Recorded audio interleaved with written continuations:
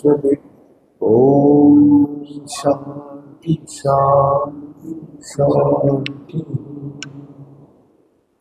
नारायण हरि ओम। नारायण हरि ओम। शिव शिव हर हर शिव शिव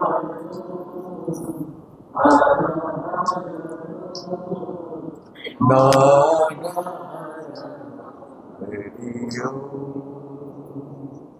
नारायण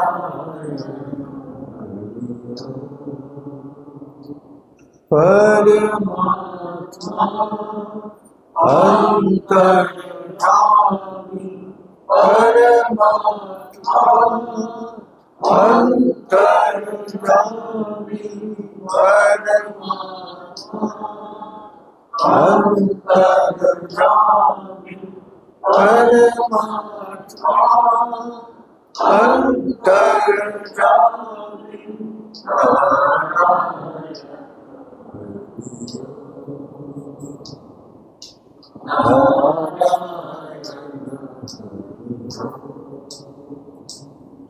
शिव शिव हर हर शिव शिव हर हर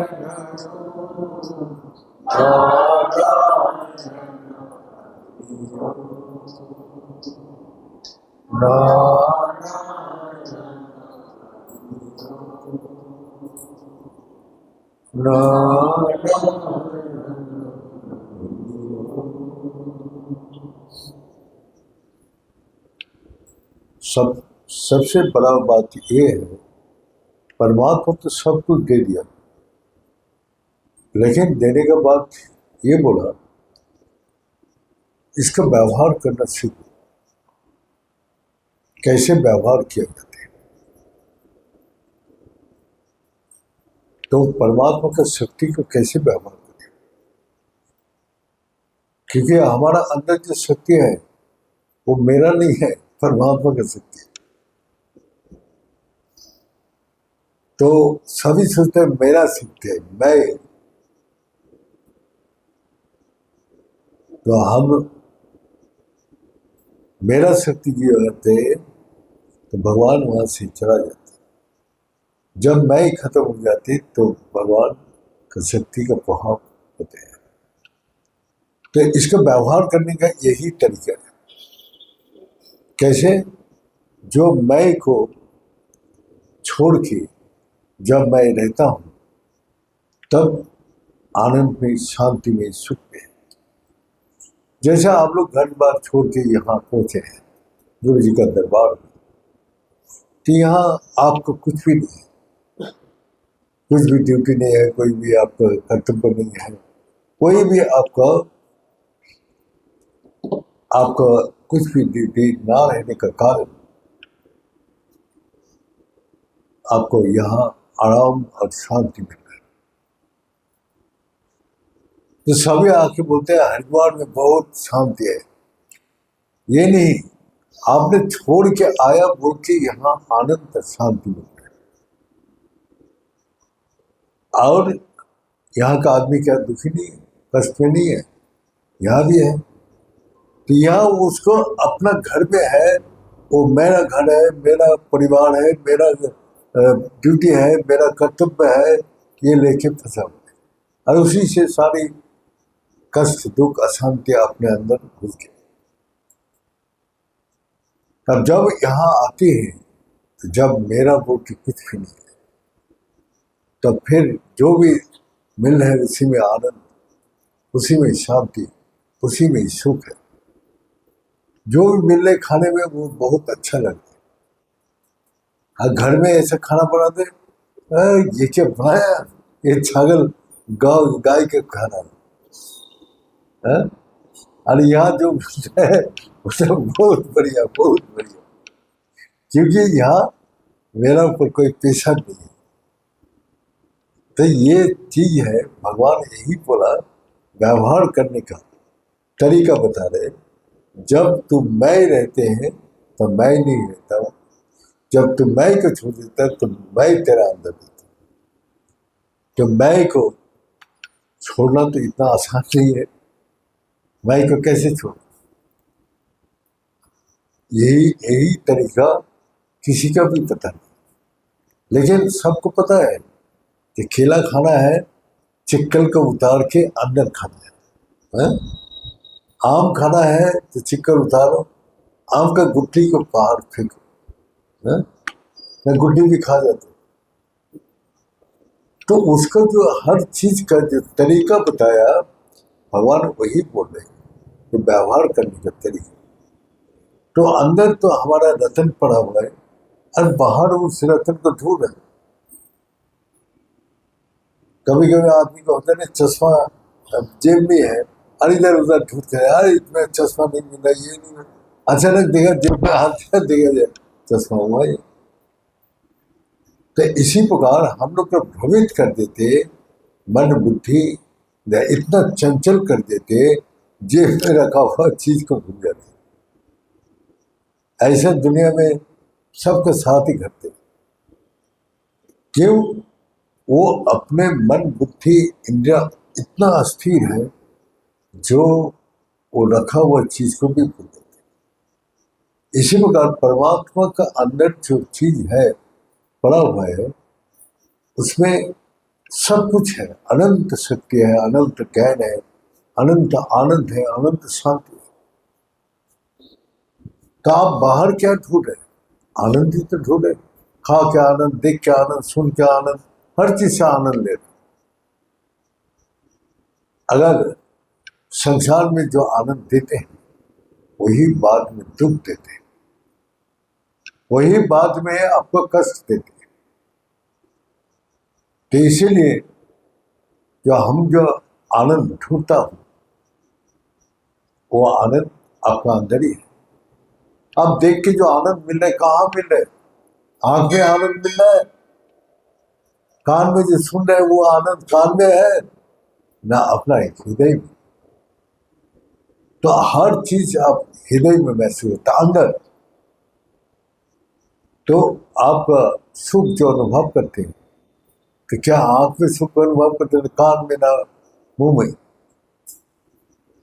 तो इसलिए सब कुछ अपने अंदर अनुभव करते हैं। अगर अंदर ही कष्ट है, दुख है, अशांति है, बहुत प्रकार का अभाव है, तो उसको कहाँ देख के थोड़ा देर क्या आनंद आएगा? फिर वही चिंता, वही भावना, वही दुख उसको फिर जागृत करते हैं। ऐसे ऐसे घटना है जो आपको सुख शांति हर चीज छीन लेते हैं। आप चैन से खा नहीं सकते, चैन से बैठ नहीं सकते, चैन से सो नहीं सकते, हमेशा वही टेंशन दिमाग में चलते रहते, मन में चलते रहते, बुद्धि में चलते रहते। तो आप क्या करेंगे? उसको निकाल के फेंक नहीं पा रहे। निकाल के फेंको, नहीं फेंक पा रहे। लेकिन आप उसमें वो जी रहे, उसी कष्ट, दुख, अशांति, प्रॉब्लम लेके सब जी रहे। तो भगवान बोलते इसका व्यवहार करो। व्यवहार का अर्थ है मैं को खत्म कर दो, तुम्हारा दुख, कष्ट, अशांति चला गया। लेकिन मैं को खत्म करना तो इतना आसान नहीं है। हम तो यही बोल रहे, इतना आसान नहीं है। तो भगवान बोलते कैसे आसान होगा? तो वही बोल रहे हैं कि तुम मेरा चिंतन करो, मैं तेरा सब चिंता से मुक्त करूं। संसार का सारी चिंता दिमाग में चलते रहते हैं, भगवान का चिंता नहीं है। तो इसीलिए भगवान खुद ही बोल रहे हैं, मैं सब कुछ से तो आके परित्राण करूं, सब चिंता से मुक्त करूं। फिर ये भी बोल रहे हैं कि धर्म का आचरण करो, और धर्म का आचरण ही तुमको सब भाई से मुक्त करेगा। धर्म का आचरण कैसे करोगे? वहां भी तो भगवान वही बोले, धर्म का व्यवहार करो। आचरण माने व्यवहार करो। सर्वमपस्य धर्मस्य त्रायत महोत भय। धर्म का थोड़ा आचरण ही महान भय से परित्राण करते हैं। ये तो किताब गीता में लिखा हुआ है, भगवान का वाणी में लिखा हुआ है, अनन्य चिंते थे, जो सब चिंता छोड़ के मेरा चिंतन करते तो फिर सब चिंता से मुक्त हो जाते। तो वो चिंता तो नहीं होती। जब भगवान का चिंता लेके बैठता हो तो ये प्रॉब्लम है, वो प्रॉब्लम है, वहां जाना है, वहां ड्यूटी करना है, हाँ ये चीज बहुत दिन से हम तकलीफ भोग रहा हूं। हजारों चिंता आपको दिमाग में, भगवान का नाम ही गोल हो जाएगा। बैठा है अपना ध्यान स्थिर करके, लेकिन बाहर का दुनिया से कॉन्टैक्ट चल। तो ऐसा बैठने से जब तुम्हारा मन बैठ जाएगा, बुद्धि बैठ जाएगा, इंद्रिय बैठ जाएगा। इसीलिए गुरु जी हमको बोला, अगर वहां जाना है सर्व संग विवर्जित हो, सब संगों को त्याग करो। हम लोग तो गुरु जी घर बार रुपया पैसा सब तो त्याग कर दिया। और त्याग नहीं, तुम्हारा अंदर और बुद्धि, तुम्हारा इंद्रिया, इसको त्याग करो। इसको साथ ही तो अंदर सब चला जाता। इसको जब तक त्याग नहीं करोगे, ये सिस्टम बना हुआ है। तुम रात को जब सोते हैं तो तुम्हारा मन बुद्धि देह सब कहाँ गोल हो जाते हैं। तो इसका जो तुम्हारा उत्पत्ति करते हैं मैं से अहंकार, क्रोध, लोभ, हिंसा, अपना हजारों प्रकार विकार पैदा करते हैं। तो इसीलिए तुम इस चीज को त्याग करो। तुम्हारा अंदर का चीज जो त्याग कर पाओगे तभी तुमको परम आनंद, परम शांति प्राप्त। इसीलिए रात को जब सो के आदमी सोते हैं तो आराम से शांति से सोते हैं। तो आराम और शांति कहाँ है? जब मैं सब कुछ छोड़ देता। और ये भी बोल रहे जहाँ अंतकाल क्षमावीश्वर मुक्त करे बना। अंतकाल में जो मेरे को सिमरन करके देहों को त्याग करेगा, यह व्याधिता जन्म देह सजाति परम गति। परम गति तभी प्राप्ति कर सकते हैं जब मैं सब कुछ अपना छोड़ दूं। तो भगवान का नाम जो मेरा को अंतकाल में जो सिमरन करते हैं वही परम गति का नाम। अब अंतकाल जब आ जाते हैं, पूजा कर सकते हैं, माला फेर सकते हैं, अब देख भी नहीं सकते। हॉस्पिटल में जाके देखो, आंख नहीं खोल सकते, अपना आदमी को नहीं पहचान पाते, हाथ देते उसको स्पर्श महसूस ही नहीं होते। तो उस समय भगवान का नाम कैसे करोगे? तो अंदर चलते रहते हैं, बाहर का तो बंद हो जाते, लेकिन अंदर चलते रहते। अंदर क्या करते हैं? जो सोच रहे हैं वो भी बोल रहे हैं, यह मैं भी स्मरण भाव तजित। जो भावना से देव को त्याग करते वही गति उसको प्राप्त होते।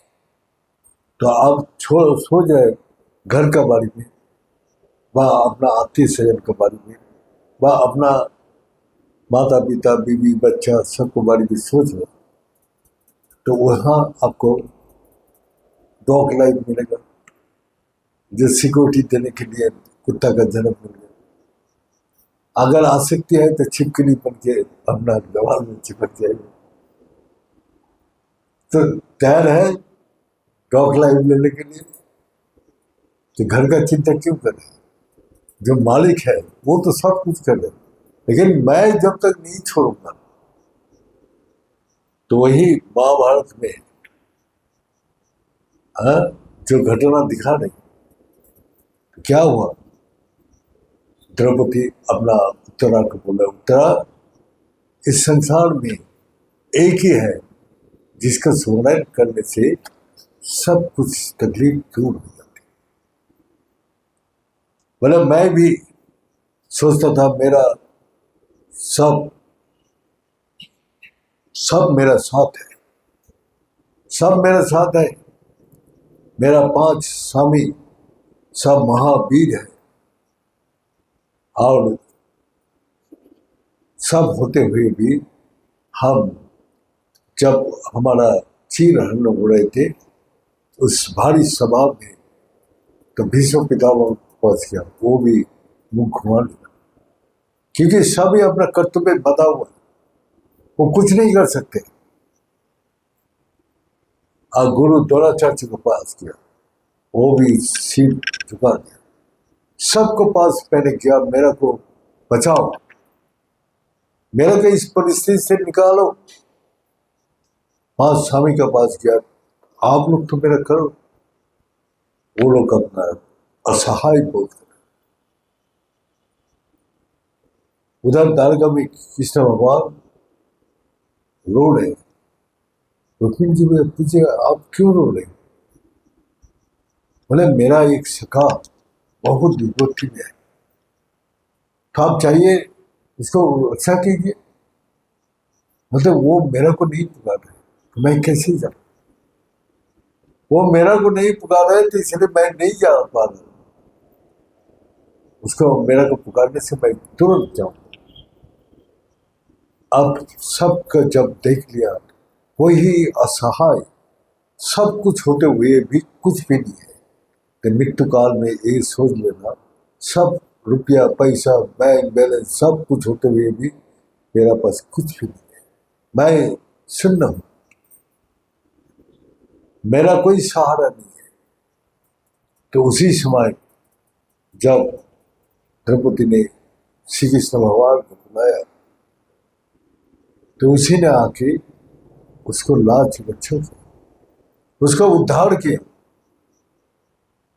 तो वही अपना पुत्र वधु को बोल रहे, अभिमन्यु के पुत्र को, उत्तरा को बोल रहे, उत्तरा इस संसार में सब असहाय है, कोई तरह का सहायता नहीं कर सकते, एक ही है वो कृष्ण को पुकार, वही तरह को उद्धार करेगा।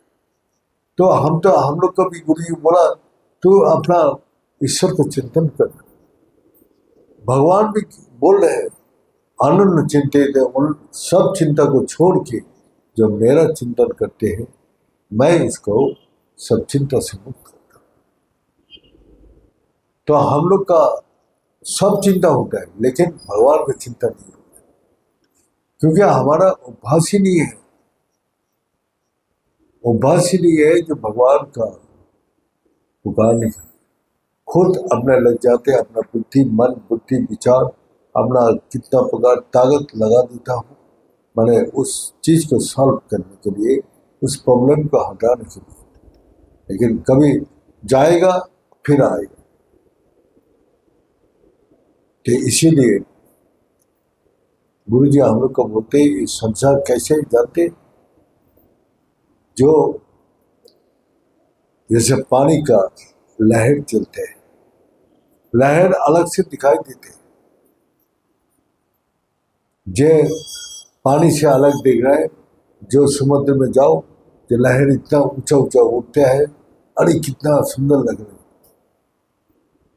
तो जीवन में जब लहर आते हैं तो वो दुख भी आते हैं, सुख भी आते हैं।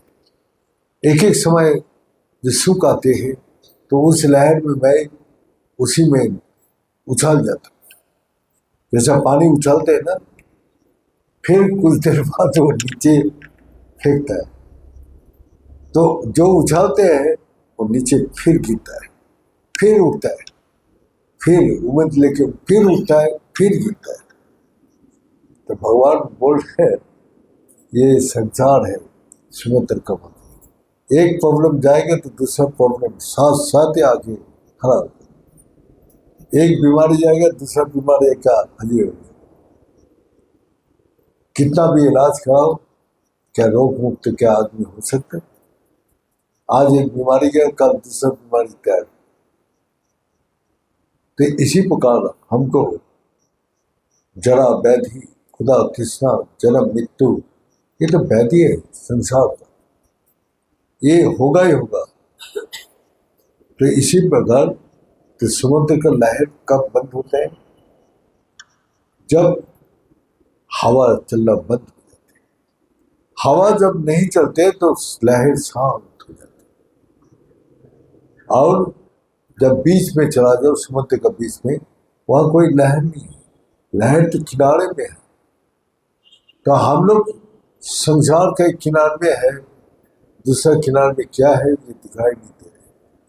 तो जब बीच में जाते हैं तो लहर बंद हो जाती है, बीच में समुद्र का लहर नहीं है। तो इसीलिए हमारा बीच में बना अंदर कोई लहर नहीं है, मन बुद्धि देह का ऊपर लहर चलती है। जब हम अंदर चले जाते तो सब शांत, तब फिर पानी से ही उठता है और पानी में वो लहर टूटता है। तो इसी प्रकार जब लहर उठना बंद कब होता है, जब हवा चलना बंद हो जाती है। तो हम जब नहीं रहते तो ये लहर अपना आप ही बंद हो जाती है। तो भगवान बोलते मैं को कैसे व्यवहार करोगे, वही शिक्षा देते कि पहले अपने को जानो। चैतन्य महाप्रभु बोलते के আমি के मोरे चारे तब या ना जीवे कैसी फिर। जो मैं जब तक अपने को नहीं जान पाऊंगा तो मैं अपना कल्याण नहीं कर सकता। तो किसके पास जाके अपने को जान सकते हैं? सदगुरु का पास जाओ, उस महापुरुष का पास जाओ जो अपने को जानते हैं, वही दूसरा को दिखा सकते हैं तो तुम कौन। लेकिन दिखाने का बाद भी हम लोग इतना अंधा है, वो अनदेखा कर, जैसा होते है ना, आइन जो है अंधा होता है इसलिए पुट्टी बना हुआ। आइन किसके लिए होता है? जो अच्छा आदमी के लिए आइन होता है, बदमाश के लिए कोई आइन नहीं है। तो इसीलिए जो नास्तिक लोग हैं वो लोग अपने को अरे कोई परवाह नहीं करते, अरे क्या है अपने को, मैं तो हूँ, यही महसूस कर पा रहा। वो परवाह नहीं करते नास्तिक, आए खा रहे पी रहे घूम रहे सो रहे। जो दिन बिस्तरा में पड़ जाएगा, जो दिन उसका असहाय बोध करेगा, वो दिन पता चलेगा कि मैं कौन। तो ये परिस्थिति सबको पड़ाएगी। तो इस कारण से गुरु जी हम लोग को पहले ही बताया, तो समय रहते हुए तुम इसको जान लो, और समय जब निकल जाएगा हाथ से नहीं जाना। उतना ताकत, उतना भावना, उतना दृढ़ता नहीं रहेगा। जैसे जैसे उम्र बढ़ती जाएगा, आप 3 घंटा बैठ के क्या ध्यान कर सकते हैं? 10 मिनट का बाद आप थक जाएंगे, उठ के चले। तो इसीलिए आपको चाहिए शक्ति सामर्थ्य रहते हुए उस चीज को परिवर्तन करो, जो मैं को खत्म करके जीना। तो बोला एक बड़ा हुआ आदमी है, संसार का कोई प्रतिक्रिया उसका अंदर प्रवेश नहीं, कोई आके गाली दे देता है, कोई आके उसका पूजा करती है, कोई फूल माला चला जाता है, कोई दूर से गाली देता है, ये बदमाश आदमी था चला गया, अच्छा। कोई आके बोलता नहीं देखता था, इसको जाने से हम लोग का बहुत नुकसान। तो आदमी अच्छा बोले कि बुरा बोले तो उसको तो कोई असर नहीं होता। तो इसी प्रकार हम लोग का हृदय में ये अच्छा बोले क्या बुरा बोले, इसका अंदर असर नहीं होना चाहिए। आपका लक्ष्य है कि वहां पहुंचना। कौन हमको अच्छा बोलेगा, कौन बुरा बोलेगा, इस तरफ ध्यान देना ही नहीं चाहिए। वो ध्यान से जब आप मुक्त होते हैं तभी आगे बढ़ पाते। तो इसीलिए हमको लोग अच्छा बोले, इसीलिए हम अच्छा अपना वही अपना में जो आनंद है, जो शांति है, जो अपने लिए जब वो महसूस करते हैं तो दूसरा को भी महसूस करा सकते हैं। खुद तो अपने अंदर करो। तो इसीलिए गुरु जी हम लोग का बोलते हैं जो इसका व्यवहार करो, मैं को कैसे व्यवहार करो। मैं तो सभी बोलते हैं मैं कर रहा हूँ, मैं जा रहा हूँ, मैं आ रहा हूँ। हाँ, कभी घर में बोलते मैं आ रहा हूँ, मैं बोलते कि नहीं मैं जा रहा हूँ, सब मैं को व्यवहार करो। तो गुरु जी पहला दिन ही हमको पूछा ये तुम्हारा परिचय क्या है। हमने अपना नाम बता दिया। तो गुरु जी बोलते ये देह का अंदर कहाँ है ये नाम बताओ। ये तुम्हारा नाम जो है बता रहे हैं कहाँ है, बॉडी का कौन से पार्ट को नाम बोलो। ये तो आंख है, ये कान है, ये हाथ है, ये पैर है, ये मुंह है, ये सिर है। तो कहाँ तुम्हारा नाम कहाँ है देव का अंदर। तो तुमको अगर पूछे ये नाम ये राम कौन है और मैं हूं मैं, तो वही है। तो बोले जो तुम्हारा नाम डॉक्टर का नाम लिख दिया तो वहां साइन बोर्ड देखने से डॉक्टर का काम हो जाएगा। गुरु जी ऐसे ऐसे बात बोलता था कि वो नाम लिखा हुआ है साइन बोर्ड में तो बस पढ़ के आ जाओ, बस तुम्हारा डॉक्टर की इलाज हो गया। डॉक्टर से मिलना पड़ेगा ना, तो उसको तो एक सत्ता है। हा? तो तुम जो मैं कर रहे तो मैं मेरा सत्ता तुम्हारा कहाँ है। अरे हमको कोई जवाब नहीं, हमारा पास कोई जवाब नहीं। जब मैं तो अपना देह के अंदर कोई भी हमारा आइडेंटिटी नहीं है, हमारा आइडेंटिटी नहीं है। इसलिए बोले तुम्हारा परिचय पहले जान के फिर मेरे पास आ। तुम जानो तुम कौन हो। अगर जो दिन जान नहीं पाओगे तो वो दिन मेरा पास। अगर जान गया तब भी आना और नहीं जाना तब भी मेरे पास। लेकिन कितना भी कोशिश करो गुरु बिना वो जानने का कोई भी चीज का क्षमता नहीं है। गुरु एक सेकंड में वो दूर कर दिए। जैसा अंधेरा 1 महीना से पड़ा हुआ है घर का अंदर, तुम लाइट जलाने से क्या अंधेरा धीरे धीरे जाएगा 1 महीना में, न तुरंत जाएगा। तो इसी प्रकार सदगुरु जब बताते हैं वो देखो तुम कौन हो, वो 1 सेकंड में बताते हैं। और हमको वो 1 सेकंड के लिए हमको हजारों समय देना पड़ा, लेकिन मैं अपने को प्यार नहीं। जैसा कोई बच्चे को पढ़ने का किताब दे दो, अक्षर का किताब ही दे दो, जो ये वो खुद पढ़ लेगा।